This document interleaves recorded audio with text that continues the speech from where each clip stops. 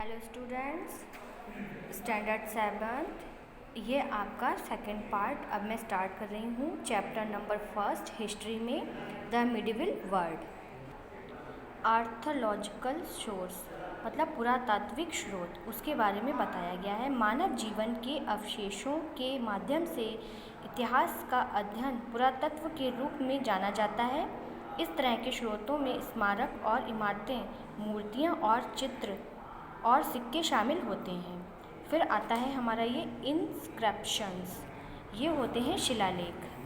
ठीक है, धातु, चट्टान और पत्थर जैसी कठोर सतहों पर शिलालेख के अध्ययन को एपिग्राफी कहा जाता है। शिलालेख भारत के अतीत के बारे में जानकारी का एक महत्वपूर्ण स्रोत है। पिछले साल आपने मौर्य राजा अशोक के स्तंभ और शिलालेख के बारे में पढ़ा था। ये देखिए, इसके ये बने हुए हैं इस टाइप से। ठीक है, अब हम बात करते हैं शिलालेख जो हैं वो कम हो सकते हैं, जैसे कि मंदिरों या मूर्ति। लंबी कविताएं, जैसे कि लंबी कविताएं राजाओं की उपलब्धियों की प्रशंसा करती हैं। राजाओं की प्रशंसा इन लंबी कविताओं को कहा जाता है। अब हम यहाँ पर देखिए, ये एक पिक्चर है जिसमें दिया हुआ है ताजमहल की दीवार पर जो शिलालेख हैं वो इस तरीके के हैं। Monuments and buildings. ठीक है, अब इसके बारे में आपको मैं थोड़ा सा बताती हूँ। मंदिरों, किलों, मस्जिदों, मकबरों आदि जैसे स्मारक अतीत को समेटने में मदद करते हैं। ये वास्तुकला की शैली है और अवधि की संस्कृति के विकास का एक प्रचार प्रदान करती है। फिर आते हैं हम मूर्तियाँ और पेंटिंग, जिसे बोलते हैं ये। ठीक है, फिर इसके बाद ये देखिए, इस तरह से ये पिक्चर बना हुआ है। डांसिंग शिव, ये शिव की, नटराज की मूर्ति है। अब हम बात करते हैं क्वाइंस की। जो क्वाइंस होते हैं वो जो प्राचीन जो राजा थे उनके बारे में बताते थे कि वो किस तरीके से अपने राज्य को चलाने के लिए सिक्कों के माध्यम से अपना प्रचार प्रसार करते थे। ठीक है, अब हम यहाँ पर आते हैं लिटरेरी सोर्सेस। जो लिटरेरी सोर्सेस हैं उनको स्मारक और इमारतें भी बोलते हैं। Sorry students, this is wrong. ये जो होते हैं ये होते हैं साहित्यिक सूत्र।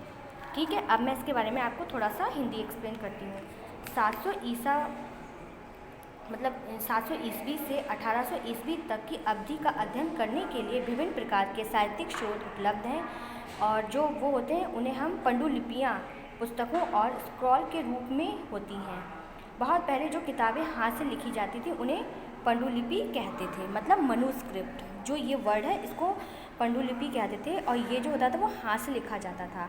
तो हाथ से लिखने पे मोस्टली या तो हम लोग दीवारों पर लिख देते थे या पहाड़ों पर, पत्थरों पर, इस टाइप से।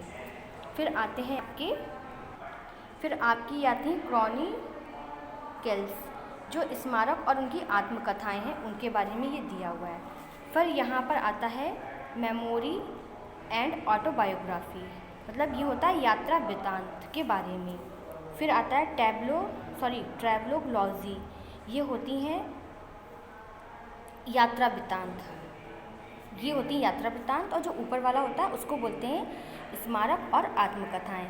जो इसमें जो होता था, वो होते थे, जो कवि लोग होते थे वो बड़े बड़े राजाओं के बारे में उसमें लिखते थे।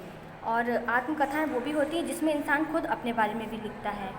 ठीक है, फिर रिलीजियस लिटरेचर, ये होती है धार्मिक साहित्य। धार्मिक साहित्य में जैसे हमारे भारत में रामायण है, महाभारत है, ठीक है, ये होती हैं।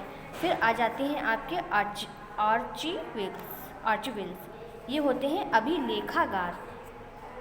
और लास्ट में आपका आता है कैलीग्राफी।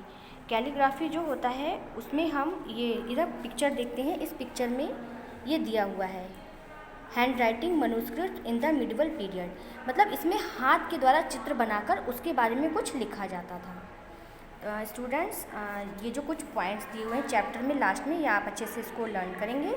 और इसकी जो एक्सरसाइजेज हैं और जो क्वेश्चन आंसर है, मैंने इसका PDF आपको सेंड कर दिया है। आप उससे अपना work very neat and clean hand writing में एक कॉपी बनाएंगे हिस्ट्री की अलग, और उस पर ये सारा वर्क नोट करेंगे। और आपकी कॉपी जल्द ही स्कूल में मंगवाई जाएगी करेक्शन के लिए। Thank you, have a nice day.